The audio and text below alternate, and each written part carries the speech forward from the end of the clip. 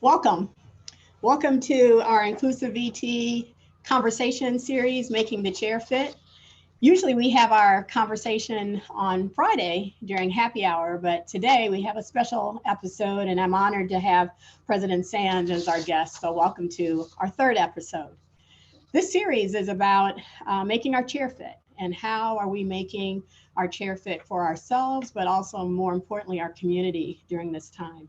Our motto here at Virginia Tech is Ut Prosim, that I may serve. And the series came about thinking about the Ut Prosim difference and how we can continue to make a difference here. Last week, our guests were Dr. Ellington Graves and Dr. Kracia Townsend, and they shared a little bit about how they're helping all students to soar, particularly in this crisis time in our country. Today, I'm honored to have President Sands, and we're going to have a conversation about the work that he's doing in his leadership role as president, helping to make the chair fit for all of us at Virginia Tech. Our format today is live, so feel free to ask questions using the Qualtrics survey. We might not get to all of them. We've had some of them come already, and I've incorporated them into some of the conversations that President Sands and I will have today. So let's get started. When the very first session, I did it from my home office and I was in a gaming chair, and I shared a little bit about why I had a gaming chair. Today, I'm in my office at Virginia Tech, and I actually have behind me, and I thought it would be appropriate for our conversation, a series of little framed posters from the National Museum on Civil Rights in Memphis and the Birmingham Civil Rights Museum. And each of the posters has sort of a key word. So they say strength, history, vision, commitment, opportunity, integrity, and the power of faith. So I thought that could provide a nice context for thinking about issues of diversity, equity, and inclusion. So I'm going to start with just asking you, President Sands, how are you doing today? I'm doing well. How are you? Doing great. Thank you. I'm excited for our conversation. The very first question I wanted to ask was sort of if you could just share what your favorite chair is. I know you've been sitting in probably the same chair for a lot of meetings. What's your favorite chair these days? Well, good afternoon, everybody, and thank you, Dr. Pratt-Clarke, for giving me the opportunity to join you today. I kind of wish it was happy hour, but I'm pretending it's the end of the day, and the sun is out, which is not really the case, but it is nice to visit with everyone. I love the chair metaphor, but to be perfectly honest, my favorite chair is no chair because I like to keep moving. But if I had to pick one, I would pick one with swivels like the one I have right now. And in the sense of a metaphor, it's that I like to see all challenges and problems from multiple perspectives. So that's my metaphor on the chair. But I do think it's a pretty rich one. We could go a lot further than that. But I'll stick with the chair with the swivels. I like that. I like that. So thinking about the chair that you're sitting in as president, this has been an extraordinary time to be navigating leadership. And I had a higher ed university research one. Can you just talk a little bit about how you've been trying to make the chair fit for the Virginia Tech community, for Hokie Nation? Well, I think it's been challenging. Thank you for everyone. I'm not sure that the challenge that I see is any harder or easier than anyone else's. I think we're all trying to figure out how to make this all work. I would say it would be presumptive for me to say I could pick the right chair for individuals. I think what we're really trying to do is make sure that every person who joins our community can feel comfortable picking their own chair based on their own lived experiences, and that we all respect that, and that the variety of chairs and perspectives is what makes the university interesting and meaningful.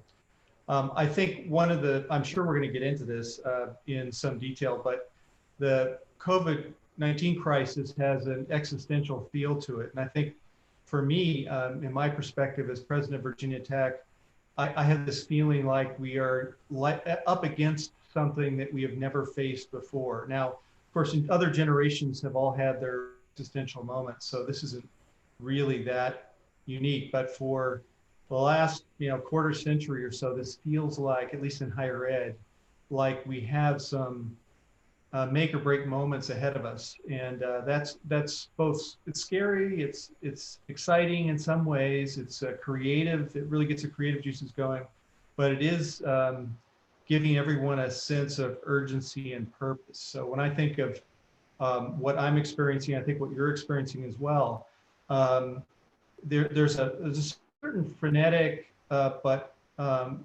behavior on one hand, and there's a certain calm that comes from focus that I think we're all experiencing.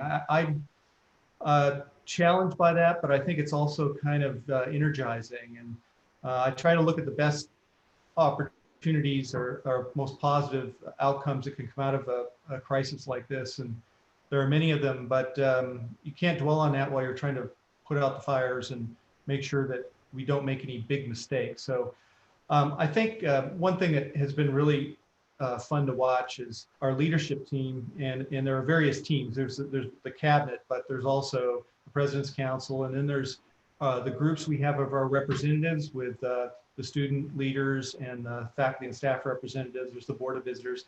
Every one of those groups that I've been involved with over the last several weeks has had that sense of purpose and it focus on the well-being of the community in the short run is the primary objective. Is let's make sure everybody's okay. And then the next item is making sure that the institution is stronger and more resilient when we come out of this. But I don't think anybody can be in a situation like this in a leadership role, and a lot of the people listening in right now are in leadership roles. You have to put the well-being of the community and the individuals first, and then try to make time as things evolve for looking further out and thinking about the post-pandemic world. Yeah, I think it's felt like a train is rushing down the track at us and we've had to, it's just not enough to get out of the way. It's actually, you have to figure out how to restrain the train and how to navigate with that. And so I think, if I can follow up on that metaphor though, man, I think we're doing is laying down the track in front of the train. that's a challenge. Yeah, I think you're exactly right. And because we don't know, I mean, it's not even a train we're familiar with, and the guidance continues to change and shift. And so we're constantly having to shift as we try to navigate this. So you talked a little bit about just the role at Virginia Tech, but you've been recently part of a national conversation, diverse issues on higher ed. I think I spoke to them the week before on continuing diversity. And then last week you spoke just generally with some other colleagues about just the challenges nationally that higher education, and included some representatives from HBCUs and community colleges. Can you just share a few takeaways from that national level discussion?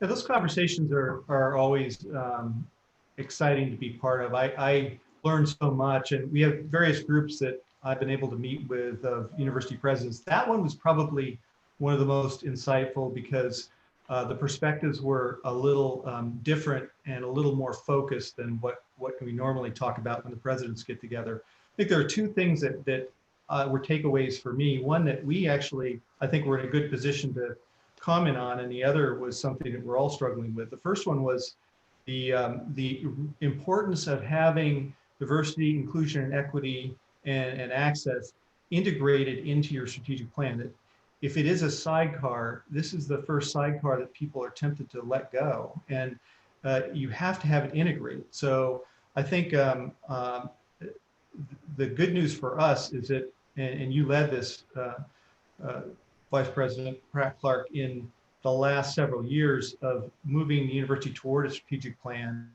And I think that advancing Virginia Tech or advancing beyond boundaries is really also a bit of a metaphor in a way, but it is diversity, inclusion, and equity are integrated throughout that strategic plan. And so when you run into a situation where things are tough, where you have to make tough decisions, that's when strategic plans are their most valuable. And I think because one of the themes going through that conversation was when it comes down to it, and people I think were thinking of budget cuts and what might be ahead for higher ed, how do you protect your diversity and inclusion initiatives? And I felt good answering that question because we had thought about it ahead of time. And so thanks to your work and the work of your team and everybody, the hundreds of people who contributed to that strategic plan, I think we're in a good spot to keep our momentum. The other thing that within that conversation is the concept of continuous planning. And that's something that we built into the Virginia Tech Difference Advancing Beyond Boundaries, was really about continuous planning, recognizing that the world around us is going to keep changing. So we can't be stuck on one plan. We have to let that plan be living and let it evolve. And in terms of the pandemic, we're starting to see that although we're not changing our plan, our perspective on the plan now is a little different than it was 6 weeks ago. The other theme that came out that I think everybody's seen is the pandemic has exposed, really, it's a stark exposure of the divides in our society. Now, anybody who does diversity and inclusion work already knows that. There's nothing new in it, but it really opened it up, I think, for the public at large, and really brought it to the forefront. One that for us at Virginia Tech, where we felt it immediately, was the digital divide. So a lot of our students, not the majority, but a significant number, and even faculty and staff, did not have broadband access at home. So when we went to remote operation, we automatically disconnected a significant fraction of our community, and we had to work hard to figure out how to get them back engaged. And I think we did a pretty good job of that, but there's still individuals and groups that are not as connected as they would have been had we stayed on campus. That was a real lesson, but there were also lessons that came from the national discussions and observations of the disparities in the way that COVID-19 has hit different communities, communities of color, low income, urban communities, those who have limited mobility, older populations, especially if they were in long-term care. And it makes you recognize that, we talk a lot about interpersonal distancing and these things we should do. Well, it's a privilege to be able to do that. And you recognize that. I feel privileged to be able to sit here in the Grove and work from here, and I don't have to go out. And there's no one's, in my face unless I want to make that happen. It's just that, I'm not bothered. I can just do my work, and there's no fear of that. I don't have to take public transit to get to my frontline job. I'm lucky. So I think a lot of that has changed the way we see everything. At least it has for me. Yeah, I think it really has accelerated the breadth of understanding for many people of the disparities that many of us knew already existed, but it's called it out to the forefront, I think, in a particularly unique way. Mm-hmm. I remember the very first time I met you. It was in, I think it was October, before I was interviewing, and you and I had dinner together at the Grove, and it was an opportunity as part of the interview process for us to figure out if we could work together. And what I took away from that conversation was that you had a very deep and I think unique and genuine understanding of diversity and commitment to it that I think is often rare unless you've had certain experiences with different populations. And if you feel comfortable, I would love for you to share that, how you sort of built that level of understanding and commitment to the work of diversity and working with very different people and populations and racial groups based on your own personal experience. Well, thanks, Menah. I have great memories from that first meal we had together, but the thing I remember most that I learned a lot from is the fact that you had already visited Blacksburg in the community even before the interview process, and actually had done that to get a sense of, is this a place I could live in? And the way you interacted with people to determine whether that was going to work or not was really fascinating to me, and something I kind of tucked away. If I ever had to do that, I probably would try to do that as well. But for you, I think coming from a different part of the country and being an African-American woman yourself, and it was the right thing to do, to go in and make sure that, hey, is this a community that I can live in? And I know there were some things that you discovered that were missing, and they're probably still missing, but you're helping build a community that is much more diverse and much more interesting, I think, in terms of the breadth of experience. So thank you for being a bit of a pioneer there. I think that took a little courage to come to a small Appalachian town, even though it's a college town. It's still, once you get 100 feet away from Main Street, it's it's Southwest Virginia, and Very much all the good things and all the challenges. For me, I think there's two ways to answer that question, and there, I won't be long on this, but there was an actionable moment for me, and that was when I became provost at my last institution at Purdue. That was almost exactly 10 years ago. And before that, I'd been an academic, I'd been a faculty member, I'd been an institute director, and I'd been in industry.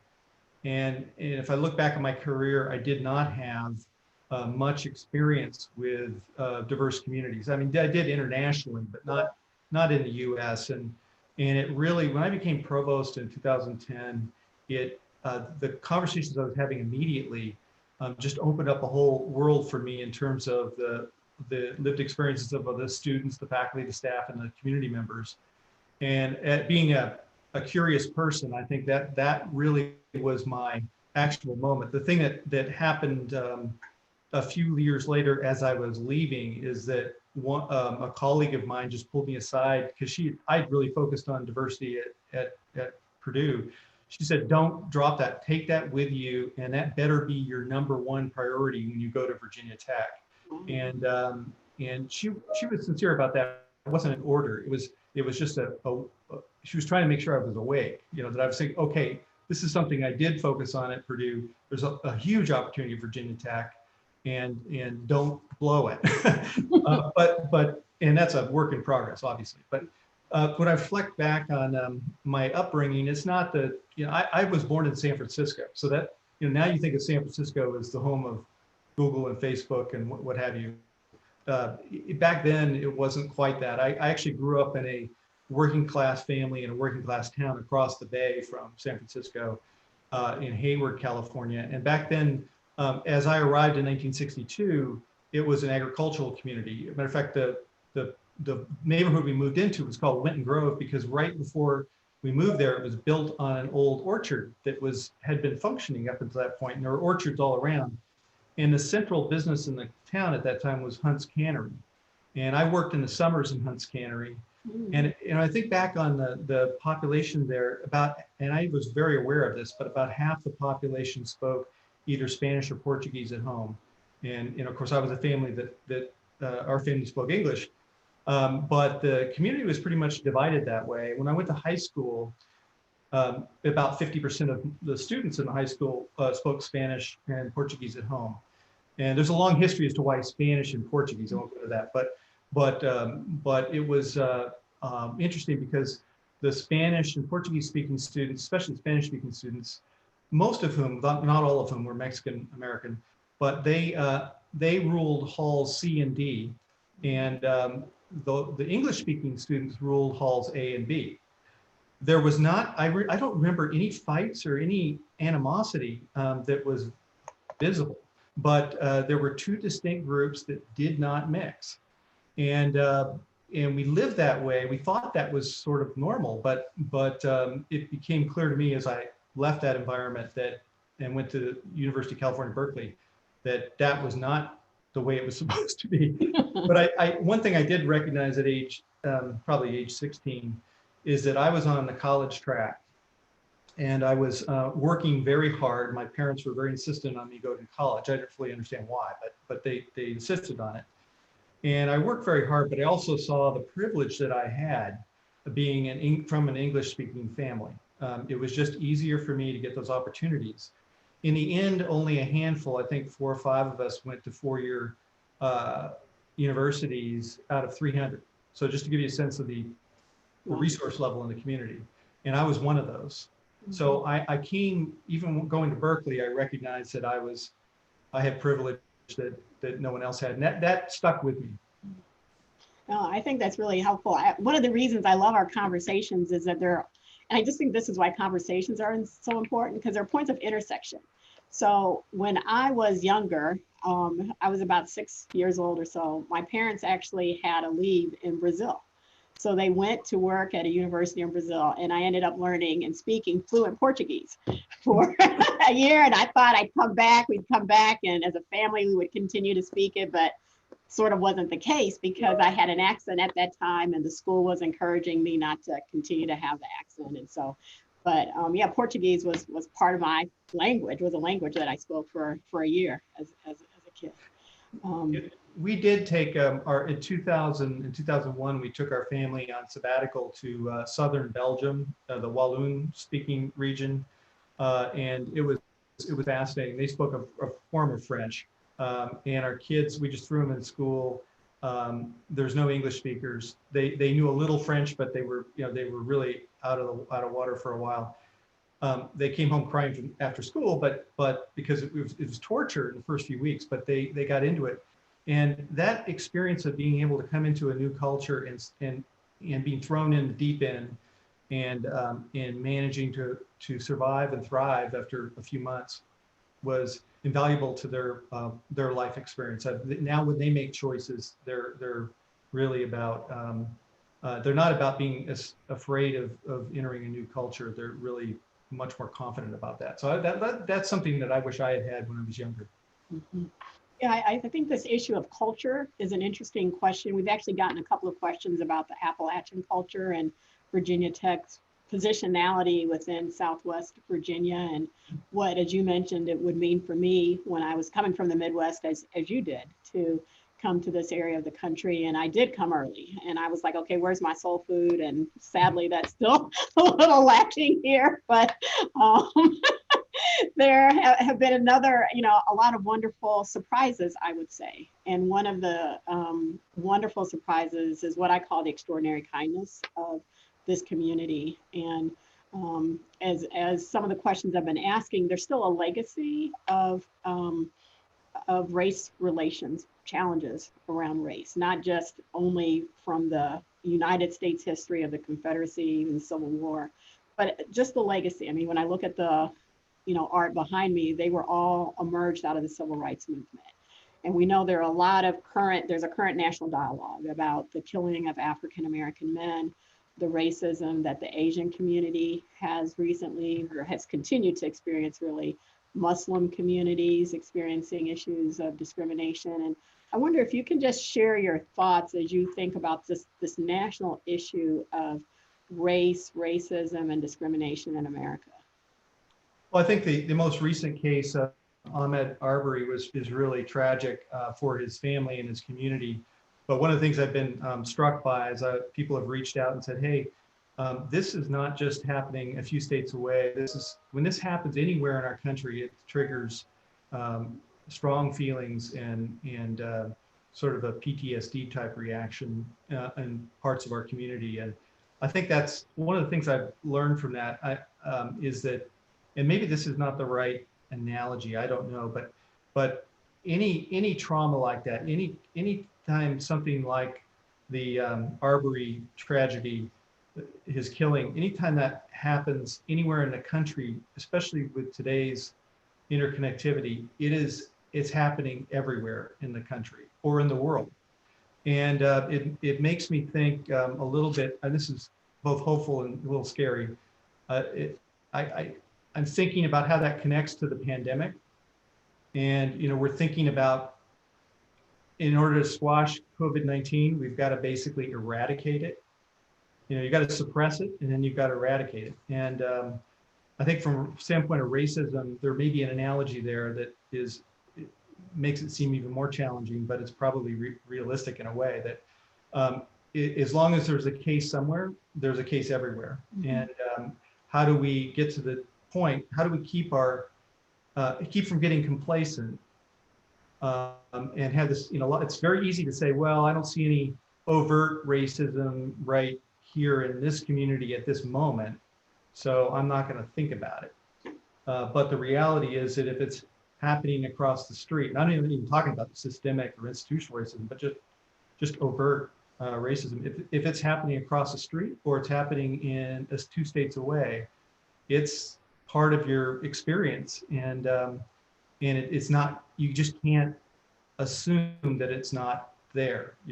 And so in a way, I don't want to stretch this too far, but connecting the murder of Ahmaud Arbery with the pandemic, I'm trying to extract a lesson that maybe isn't really there, but it just seems like there's a parallel. Yeah, I mean, I think the tragedy of the pandemic and the Arbery case is just lives are lost needlessly, right? I mean, certain people are more vulnerable to losing their lives because of their identities. Exactly. Yeah. You know, their identities have always placed them in precarious positions, but now it's even more visible. I'm intrigued a little bit going back to your story about hallways A, B, C, and D, Mhm. and you know the segregation actually in the schools, and you know and thinking about how we as a higher ed institution might try to eradicate or lessen, and to think about and to think about the role of education and addressing issues of race and social justice. When we think about inclusion, we're trying to eliminate the A B C D hallway dynamic in a way. And I wonder if you can just share a little bit about how you've thought about issues, particularly of inclusion, and not especially on a campus this large. How should the institution be trying to encourage that building of community where you're actually having conversations with two very different people, your ideas and stereotypes are shifting, you're trying to move away from generalities about people to understanding the unique differences and appreciating and valuing them. I mean, how do you see education trying to address this issue of racism and discrimination and stereotypes? Well, we can't be passive about it. That doesn't work. It has to be active. And, you know, I reflect back on that, you know, I was very aware of my surroundings as a high school student that we had this segregated local society, but it didn't seem, you know, no one explained to me that that wasn't right. It just is what it was. I wonder what would have happened if a teacher or some adult, or maybe it's a student, had said, "Hey, this isn't right. We're going to fix this. We're going to actively engage across the hall boundaries." It didn't happen, but it would have been a very different experience. And I think what I'm seeing at Virginia Tech, and I think a lot of institutions and communities, is there is a more active recognition that this is not something that you can just let happen. So for our students, for example, we expose them to some ideas that maybe they shouldn't be uncomfortable, but they may very well be uncomfortable, and we don't kind of let them get out of it. You know, I feel like it. I mean, there are requirements, and it doesn't work for everybody, but for some portion of the student population, it's gonna cause them to think differently. And I think we have to continue to be active to create that inclusive environment. It's not something that's just going to happen on its own. If you let people go, they relax back to their comfort zones. And everybody needs a comfort zone. I'm not saying everybody needs a comfortable chair too, but you got to get out of that comfortable chair every now and then. And that, I think, you know, you and your with your leadership and really the whole leadership team has been trying to be more active in not just promoting inclusion, but demonstrating it in all sorts of ways. Both, you know, look at who you bring into your room. Like if you're going to have a meeting and you're inviting your team in, who's in your team? You know, are you really hearing from the right people? Are you getting all the voices that you need, all the perspectives that you need? And if people see that you're doing that, even if you don't say you're doing it, it makes a big difference. So I just encourage everybody, especially our leadership team, but there are all sorts of leaders. You know, you don't have to have title, to be active in thinking about how you compose the groups that you work with, the teams that you create. And you get down to student groups, for example, and there's where I've seen a big change. To be honest, it's a small change, but when I first got to Virginia Tech, it was pretty obvious that people were segregated by, it could be race, it could be gender, it could be the type of background they grew up in, the type of community they grew up in. Maybe they stayed with the folks that they grew up with because it's more comfortable. And I think we started to see that break down a little. I occasionally catch myself looking at student groups and trying to see, okay, is this a different mix than I saw 5 years ago? And often the answer is yes, but not much different. But it is starting to change. And I think I'd encourage our student leaders and anybody who's in a role where they are thinking about who's going to be in my club, if you will, that they actively think about that. Because once you break that down, people start rolling with it and start enjoying it and realizing that they're learning more and that they've got a better team. But you have to be active. You can't just say, I want that to happen. You have to figure out how to force it to happen, to be honest. I mean, I think a lot about safe spaces and stretch spaces. And I think we all need, I mean, as you would say, a comfortable chair to sit in. So that's our safe space. But especially for students, figuring out that stretch space, I think is those are the growth spaces. And those are spaces where we're typically uncomfortable. We're with other people who are very different than us. But it's really where we learn to think differently about the world. And so I think universities have that opportunity to create stretch spaces. And it's a both and. I think the students and we all have to take advantage of those stretch spaces. And we're often leery to go into them. And so how we create incentives and programs and opportunities for the community to participate in stretch conversations, I think is really important. That's a great way to put it, because you need both. There's no question about that. But if you don't have both in balance, you're not getting what you need out of the experience. We were talking a little bit about noticing who's in the room. And our Zoom world creates this virtual room where we can see people a little bit differently than sitting around a table. And as you know, I write a blog and I try to reflect differently on just a range of things. And I have been sitting, I think, as many of us have been in these worlds. And I wrote a post called, excuse me, I have something to say. And it was about the challenges that women and women of color and people of color often feel in just trying to get their voices heard. And so I noticed in this world, it's like, do you need to raise your hand? Or do you need to put something in the chat? Or do you just speak up? And so, because I'm a sociologist and trained as a sociologist, I'm always studying these groups from a sociological standpoint. And I just wonder, and we actually had a question about how, is Virginia Tech making the chair fit for underrepresented women in STEM, for example? But I think this, when you think about I know you've read the post, this idea of saying, excuse me, I have something to say. What are your thoughts around issues of gender and diversity and creating that space and place for the voice of others? Well, I think, as you said, our usual way of gathering has been in rooms in person, and there's a certain dynamic there. And if you're skilled at running a meeting, and I have to be honest, there are times when I forget how to do this, and then I have to remind myself, or someone kicks me under the table and says, hey, so-and-so hasn't said anything, you gotta look. But there is a way to run a meeting where you do extract in a comfortable way, hopefully, the opinions and input of everyone around the table. First of all, you have to have them around the table, but then you have to engage them. And I think the Zoom life is, as you said, is different. In some ways it's better. There's an equalizer aspect to it as well, but it also is a different way of dividing people according to their ability to engage in a community like that. There are different groups that I think struggle with it. Certainly people with disabilities, in some ways, some of them may be enabled by it, but a lot of them are disabled by it, if you will. I mean, it becomes a barrier for some.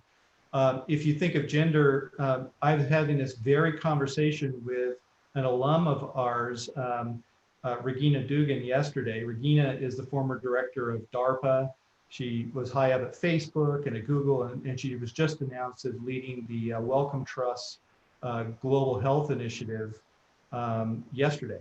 And so she's someone I like to talk to about the future and about Virginia Tech. She's been a very great alum, but her passion is around this very issue of gender and STEM. And we were talking about the Zoom environment, and who's an extrovert, who's an introvert, and there's a gender map in this, or lenses in that as well, and how we have to be so active when we're leading a meeting to make sure that we do get people to feel comfortable to express their opinion in the Zoom context. And so it's an active process. You can't just let it happen, because it won't. There are some people that you want to hear their voice, but they're not going to speak up unless you make it, a safer environment, or you have others help you with that. I mean, hopefully everybody gets engaged in that. So we ran a Zoom meeting of that, of our an advisory group that we've got that Regina is on. And we've done this a couple of times. And afterwards, she critiques the meeting with me in exactly this regard. Okay, who in the room, especially with respect to gender, engaged? Who didn't? Why didn't they engage? So in between meetings, we try to adjust to improve that experience. And the people in the meetings are all CEOs, so and a lot of them are women. But it's not that they can't speak up, but it's amazing that even at that level, you have to be very active in prompting people to be part of the conversation, making them feel like their opinions can be valued. That's shocking to me, but it's true. I remember when Lei Moonhua came to campus and did a special session for leadership, and was an opportunity for leadership just to see the subtle ways that issues of gender bias play out in a meeting and the language that's used. I appreciate you mentioning those with disabilities. I think a lot of times when we have conversations about diversity, we tend to think a lot about race, for example, because it's so prominent, it's so visible.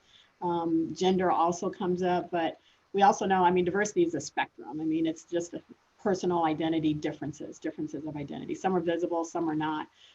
I often have been thinking recently about the LGBTQ community. I know many of our students were going home to maybe spaces that were unsafe, that they had left to come to campus. And I just wonder if you could talk a little bit about just the breadth of diversity. You know, it's not just issues of race and gender, but there's a whole range of individuals who experience society differently based on their identities, and sort of your thoughts around the definition of diversity. Well, certainly, I look at it as a very broad perspective. It's really about celebrating and taking advantage of the lived experiences that people have that are different than your own. So it doesn't matter whether it's around race, ethnicity, religion, disability, gender, sexual orientation. I mean, go down the list, or what country you grew up in, political affiliation. There is still much to be learned when we start engaging. So I think it is very broad. You know, the one that is thrown in there these days in the political environment we're in is the political orientation one, which, you know, we don't think of as typically as part of the diversity of our identities, but it really is. It's rooted in some elements that are very deep. It's not just, I think, learned behavior. There's some neuroscience behind it. But for me, you know, when I think about it, some of the best conversations I've had in terms of my growth have been around sitting down with people whose viewpoints are very different, who actually I abhor their viewpoints. I mean, I just, but you listen to people and you start to realize, okay, now I know why at least I have a sense of why they're coming at it that way. What experience did they have in their lives that caused them to look at a problem that way? And I think when you talk about other elements or other types of diversity, you start to realize you have a lot to learn. So with our students and faculty and staff with disabilities, they have, you know, a whole range of disabilities. Some of them are obvious and some of them are not. And when they explain the experience they're having, it often causes you to look at your own experience differently. And so when someone who's visually impaired or something says, this Zoom thing is not working for me, or, you know, then you start to think, oh, well, maybe it's not working for a lot of people. And it's a very different way. I think I am, you know, of course, there's another parts of this. It's not just about how we engage remotely, but it's the point you mentioned about some in our LGBTQ community who, and I think it's more broader than just that community, but who are now back in environments that they may have left and grown from, and now have to go back and deal with that. And I'm sure it's not everybody, but it's not an insignificant number of members of our community who are now back in environments that are not safe or not comfortable. And it does, I actually am looking forward to having those conversations when we get back on campus and seeing how does that change our, we talked about having a comfortable chair and or safe and stretch space. How does that change our own view as our administration's view, for example, as to how we create those spaces and those experiences? It makes me feel good in a way that someone could want to be at a campus like Virginia Tech because they have a safe space, even though most of their existence is in the stretch category. But it also makes me think that we don't understand, I don't understand everything about that. And so in my curious nature, I'm hoping to learn more about, what those experiences are going back into the environment that some of our community members came from. Can they tell us how that changed their view of the importance or the type of space, if you will, that they need on our campus? Yeah, I appreciate that. I mean, I think, some people come from homes and environments that are complicated and difficult, and they come to Virginia Tech like, oh my gosh, now this is home. I mean, this is one of our phrases that we say, this is home. But I also know that there's those who come into our community and for whatever reason, their experience doesn't make them feel like this is home. And so our challenge, I think, is trying to make everybody feel like Virginia Tech can be a home for them. I know we only have a few minutes left, and I want to shift to one more question. So Friday is graduation. And I was thinking about just the sadness of so many students really globally who can't partake in graduations. And so I wrote a post that was called Hokies Carry Your Superpowers.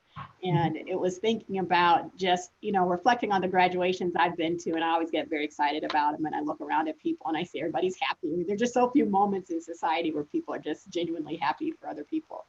But I wanted to think about what I thought Virginia Tech gave Hokies, for them to carry away. And I called them superpowers, but they were really just some common values that I think are kind of unique, though, and distinctive in the way that the culture of Virginia Tech socializes its mission, actually. And so I wonder, as you think about this virtual commencement on Friday, and I know you're speaking to students, but what would you share that you think Virginia Tech has given its community to help them be successful?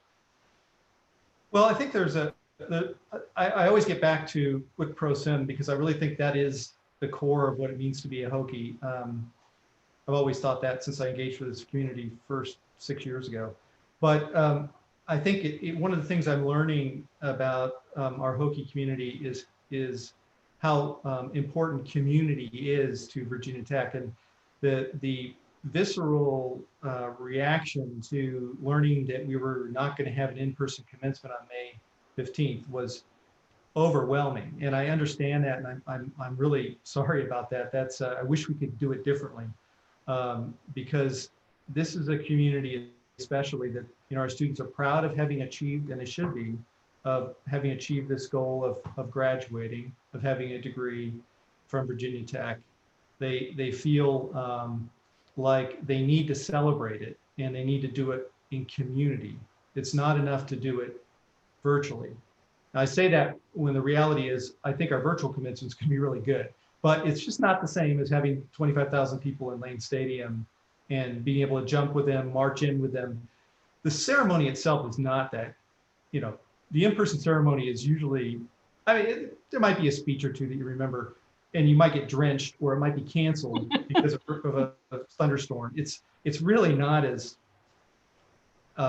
romantic as it sounds going into it, but it's an important moment. And I think if I think of the superpowers, I think it really is this perspective on the pro sim, that it's not that we have collective and individual commitments.